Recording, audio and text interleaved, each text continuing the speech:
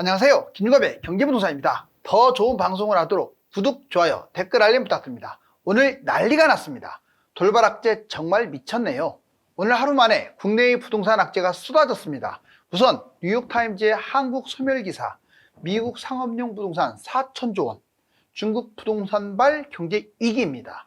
또한 분야별 부동산 급락 지표가 공개되었으며 주요 기관들의 집값 폭락 전망이 연이어 터졌습니다. 12월부터는 부동산 3가지 포지션을 모두 염두에 두고 부동산 매매를 하셔야 합니다. 유료 상담은 010-2626-6276 제가 직접 뉴타임과 입지를 전해드립니다. 지금 바로 전화 주십시오. 오늘 난리가 났습니다. 돌발 악재 정말 미쳤다. 자, 이 상업용 부동산 일반 부동산들이 있는데 급추락하고 있는 모습인데 과연 어디가 바닥일까요? 먼저 별표를 쳐볼게요. 자, 오늘 돌발 악재도 나오고 아주 핵심 지표들이 막 쏟아졌습니다. 아주 중요해요.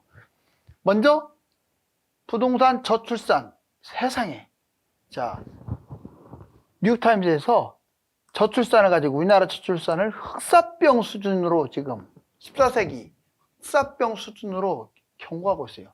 그렇죠. 전 세계 지금 국가로 등용된 나라 중에서 꼴찌니, 압도적 꼴찌, 그것도 정말 심각합니다. 일본의 반절밖에 안 돼요, 지금. 자, 여기 보시면 한국, 미국, 중국. 먼저 돌발 악재. 우리나라는 뉴욕타임스에서 한국 저출산 14세기 흑사병 수준이다. 부동산 폭락. 당연히 부동산은 더 올라갈 수가 없다. 35세에서 55세 핵심 연령층이 줄고 초고령 사이로 진입했다. 그리고 핵심 제외한 대부분, 그러니까 핵심 지역의 아파트나 주택이나 이걸 제외한 대부분은 10에서 20년 안에 붕괴된다. 자, 이런 충격적 전망을 하고 있습니다. 그런데 미국도 지금 솔솔 이제 어떤 얘기가 나오는 줄 아세요? 경제 위기가 나오고 있어요. 지금 미국도 만만치 않아요. 상업용 부동산 대출 이게 무려 4천조 원입니다. 예전에 일본이 붕괴됐을 때 상업용 부동산, 미국이 붕괴됐을 때 2008년에 그거는 주택이었죠. 근데 이번에는 또 상업용 부동산이 미국은 더 위험해요. 4천조 원. 은행 연쇄 위험. 문제는 이 부동산이 급락하게 되면 게 은행 연쇄 위험성이 어느 나라보다 크다 이거예요, 미국이. 대출 만기 디폴트 위험이 터질 수 있다. 그리고 또 하나는 온라인 매출. 온라인 쪽으로 미국도 빠르게 전환됐고요. 재택근무가 급증하면서 상가가 위기에 처해 있습니다. 이건 우리나라도 똑같아요. 그런데 아직도 3기 신도시를 짓는데 의무적으로 상가, 의무적으로 오피스텔. 정신 못 차렸죠. 시대는 변했는데 시대에 따라가야죠. 상가, 오피스텔 이런 것들 상업용 부동산은 확 줄여야 합니다. 그 다음에 중국 2024년 부동산 거래량, 가격 하락 이게 지속될 것으로 지금 전망하고 있어요. 내년에. 단순하게 가격 하락, 거래량이 지속되는 게 문제가 아니라 규제 완화 2014년 수준 이게 제일 많이 해줬을 때거든요. 규제의 모든 것을 완화했음에도 불구하고 나아진 게 없습니다. 그래서 경제 위기에 대비해야 한다는 말이 이제 나오고 있어요. 왜 그러느냐? 도시민들의 지금 수입이 턱없이 부족하고요. 부동산 개선 심리, 심리가 급격하게 점점 나빠지고 있어요. 중국 같은 경우. 바로 이 3대 악재가 오늘 동시에 터졌는데 아마 두고두고 문제가 될 거예요. 일단 여기 한번 보실래요? 이미 집값 50% 폭락 전망부터 2015년 수준까지 폭락. 웬만하면 기관들이 이렇게 극단적으로 얼마 떨어진다 이런 얘기 안 하거든요. 이런 전망을 했다라는 게 참 2차 집값 폭락 본격화 하나, 교보증권 최대 50% 하방 압력까지 지금 나오고 있습니다. 먼저 집값 50% 폭락, 교보증권, 한국은행, IMF 세 가지만 들어보자고요. 교보증권은 2024년 부동산 전망을 함에 있어서 장기적 최대 폭락 50%까지 폭락할 것으로 지금 예상을 했어요. 현황, 왜 그러느냐? 고금리, 현재 상황에서 내재 수익률, 안전자산 수익률이 역전됐기 때문에 그렇답니다. 원인은 정책 대출, 그동안에 대출이 끌어올렸잖아요. 집값을. 종료됐고 공급 물량, 지금 공급 부족이라고 하는 것은 일시적일 뿐이고, 자, 공급 물량이 급증. 그렇죠. 3기 신도시라든가 택지지구가 너무 많아요, 지금. 그 다음에 거품이 아직도 지나치다. 거품이 붕괴된다. 한국은행은요, 집값 소득 대비 2015년 수준이 적당. 솔직히 2배 비싸다. 2015년이면요, 지금보다 3배 떨어져요. 2배 더 떨어집니다. 거의 70% 폭락. 그거 알고 지금 한국은행이 한 말이겠죠. 수도권 집값 실질적으로 30-40%, 실질적으로 따져도 30-40% 하락 위험성이 크다. 한국은행이 이렇게 집값 폭락 어떤 위기라든가 불안감을 준다는 것도 특이한 사항이에요. 출산율 0.75명, 세계 217개국에서 꼴찌, 1.6명대 진입. 아까도 얘기 나왔잖아요. 자, 오죽하면 해외에서 지금 흑사병하고 비교할까요? 패스트. 자, IMF, 부동산 거품 붕괴 무려 22% 하락할 수 있다. 집값 하방 위험, 선진국은 14%고 신흥국은 22%인데 우리나라는 선진국이긴 하지만 신흥국 집값만큼 추락할 위험성이 있다. 가계부채, 부동산 거품, 고금리, 이게 복합적으로 작용돼서 집값이 위험하다 이 말이에요. IMF 입장에서. 그러면 자, 오늘 난리가 난 지표도 한번 봅시다. 오늘 지표가 여러 가지가 다 나왔어요. 쏟아졌습니다. 먼저 실거래가 하락, 주간 시세 하락, 매수 심리 하락, 거래량 매물 급감, 매물은 증가하고, 자, 분양 전망 지수 하락, 경매 지수 악화. 자, 이렇게 정리해 볼 수가 있는데, 실거래. 자, 9월 달에 플러스 0.67 정도 이렇게 거래가 되면 상승했던 것들이 10월 달에 무려 마이너스 25%. 정말 하락폭이 상당히 크죠. 자, 그 다음에 주간 시세 하락. 전국은 플러스 0.03에서 마이너스 0.01로 마침내 마이너스. 서울도 0.03에서 마이너스 0.01로. 매수 심리 하락. 10월 달 88.3이었는데 12월은 84.7로 심리가 계속 안 좋아지고 있어요. 거래량 매물을 봤더니 11월 달 거래량이 1454건. 아직 완전 된 건 아니지만 2000건 못 넘을 것 같아요. 그 다음에 매물은 약 8만 건으로 계속 증가하고 있습니다. 거래량은 줄고 매물은 증가. 12월 거래량은 더 줄고 매물은 더 늘어날 추세예요. 지금 분양 전망 지수 9월 달에 이제 100.8로 괜찮았어요. 그러다가 12월 61.5로 뚝 떨어졌습니다. 100이 딱 중간인데 100을 넘었다가 불과 3개월 만에 확 줄어든 거 보세요. 분양. 이번에는 경매 볼까요? 자, 경매 3대 지표가 뭡니까? 자, 경매 물건, 그 다음에 낙찰가율, 낙찰률, 이거 다 봤을 때 지금 점점 안 좋아지는 쪽으로 악화되고 있다. 바로 이 6가지 모든 지표가 집값 가뜩이나 하락하고 있는데 점점 안 좋아지고 있다. 지금 현재 상태는 집값이 폭락하고 있는 건 아니에요. 지금 보합권에서 이렇게 희소하고 있는 상황인데 이런 지표들은 계속 안 좋아지고 있어요.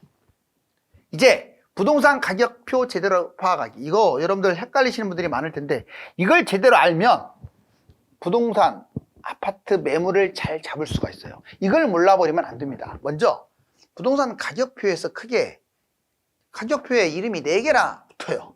호가라는 말 들어봤죠? 실거래가 들어봤죠? 시세 들어봤죠? 공시가격 들어봤죠? 자, 이거의 핵심, 무엇을 의미하는지 이걸 알게 되면 여러분들이 이게 금매다 아니다 이런 것까지, 그 세금 문제 이런 것까지도 알 수 있어요. 먼저 간단하게 짚어볼게요. 호가, 집주인이 팔기 위해 부르는 가격이에요. 이해 가셨죠? 집주인이 팔기 위해서 부르는 가격. 자, 보통 호가는 어떨 때 차이가 나냐면 부동산 흐름, 상승장에는 올라가고 하락장에는 떨어지니까. 그리고 같은 곳이라도 동, 층, 향, 또 조망이 얼마나 잘 되느냐, 리모델링이 얼마나 잘 됐느냐, 또는 수리가 얼마나 잘 되느냐예요. 또 여기 누가 가깝냐 뭐냐, 같은 단지에서도 이거에 따라서 호가 차이가 나요. 자, 여러분들 핵심, 단순 가격만 따지는 분들이 있더라고. 쟤는 얼마인데 얘는 얼마야. 이건 단순한 생각이에요. 진짜 이거 다 따져봐야 돼요. 다시 정리해 볼게요. 자, 동, 층, 향, 그리고 조망, 리모델링, 역과의 거리, 뭐 이런 상황을 다 봐야 한다고요. 그래서 이게 얼마 정도 비쌌을 때 비싼 거고, 진짜로 얼마 정도 쌌을 때 진짜 금매고, 이걸 알 수가 있어요. 종합적 판단하라고요. 실거래가, 실제로 매물이 거래된 금액을 실거래가라고 합니다. 그런데 여러분들이 크게 착각하고 있는 게 있어요. 실거래가는요, 물론 아주 중요한 요소긴 해요. 얼마나 찍었느냐, 최고가가. 최저가는 얼마나 찍었느냐. 이게 아주 중요한 건 자료이기는 맞지만, 이거 맹신하면 안 돼요. 예를 들어서 10억 아파트가 있었어. 자, 그런데 10억 5천, 11억에 상승장에 내놨으면 이게 거래가 됐을 거예요. 11억에 거래가 될 걸 10억에서 끝났어. 왜? 매물이 막 12억, 13억, 말도 안 되는 가격에 위로 올려놓다 보니까 얘는 재수가 없이 1, 2억 거래가 안 돼버린 거예요. 그래서 낮게 최고가를 찍은 거야. 이걸 보고 과학적 법칙인 양, 쟤는 저거밖에 못 갔으니까 안 좋은 거야. 얘는 얘보다 좀 더 갔으니까 좋은 거야. 이렇게 단순하게 접근하면 안 된다, 이 말씀을 드리는 거예요. 자, 실제로 매물이 거래된 가격을 실거래가, 호가와 실거래가 차이가 커지면 당연히 거래 실종되겠죠. 팔려는 사람은 비싸게 올려놓고 살려는 사람은 싸게 하려고 하니까 거래가 안 되는 거죠. 핵심, 최고가, 최저가는 여러분들이 판단할 아주 중요한 지표입니다. 그렇지만 이걸 맹신하지 마세요. 왜? 아까 제가 말씀드렸듯이 거래가 안 되면 오히려 저평가 받을 수가 있어요. 다만 그러면 어떻게 완전히 알 수가 있습니까? 얘만 보지 말고 그 옆에 아파트 여러 개 있죠. 같이 보면 제가 좋은지 얘가 좋은지 판단하면서 얘의 최고가를 따지게 돼요. 그러면 쉽게 얘가 이 정도가 최고가였구나, 원래 이걸 알 수가 있어요. 이번에는 시세, 한국부동산원 KB부동산 주간 월간 시세. 이제 시세가 크게 한국부동산원하고 KB부동산이 있습니다. 근데 제가 보기에는 솔직히 말씀드릴게요. 한국부동산원이 거의 맞아요. KB는 맞지가 않습니다. 너무 좀 이렇게 안 올라가는 것으로 해놔요. 그러니까 착각한다고, 일반인들이요. 그렇다고 다 틀렸다는 게 아니라 KB는 좀 순발력이 늦는 것 같아요. 자, 한국부동산은 좀 비교적 그런 부분에서 좀 빠르고, 다만 한국부동산도 예전에 문재인 정부 때 조작, 그 문제가 좀 터지긴 했죠. 자, 그 다음에 여기 보시면 주간 월간 시세가 나오니까 매주마다 이거 파악하면요, 이게 기준이 될 수가 있어요. 지금 매주 시세, KB 시세를 안 보잖아요. 보통 한국부동산원으로 따지잖아요, 사람들이. 자, 집값 상승, 보합, 하락을 알 수 있는 지표. 지금 집값이 올라가느냐 떨어지느냐, 이 호가 실거래가로는 몰라요. 전체적인 시세, 바로 이걸로 알 수가 있습니다. 한국부동산원과 KB. 그리고 또 핵심, 부동산원은 주로 정책에서 많이 활용을 하고요, 시세를. KB는 대출 있죠. 우리 대출 있잖아요. 주담대, 주택담보대출을 할 때의 기준이 돼요. 중간가가 보통 기준이 되죠. 공시가격, 이번에는 공시가격 들어봤을 거예요. 자, 주요 조세라든가 복지 관련 기초자료로 활용하는 게 공시가격입니다. 보통 시세보다는 좀 낮은 경우가 많죠.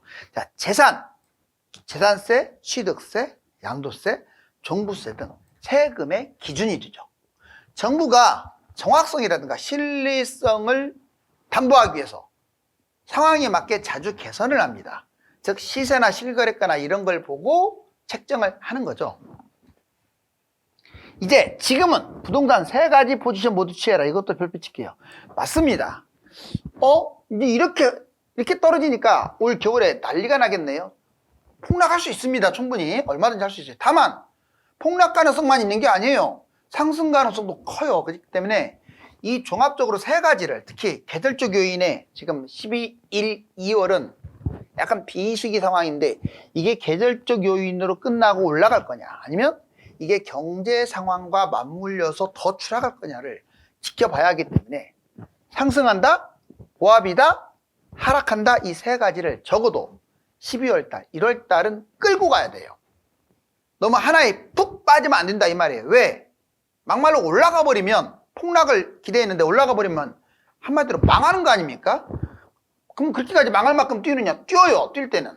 그럼 이번엔 거꾸로, 자, 폭락을 해요. 그러면 역시 뭐 경제위기가 터지거나 또는 그 준하는 문제가 터져서 집값이 떨어지게 되면 그것도 역시 망한다고 할 수가 있겠죠. 그래서 3가지 포지션을 다 끌고 가야 돼요.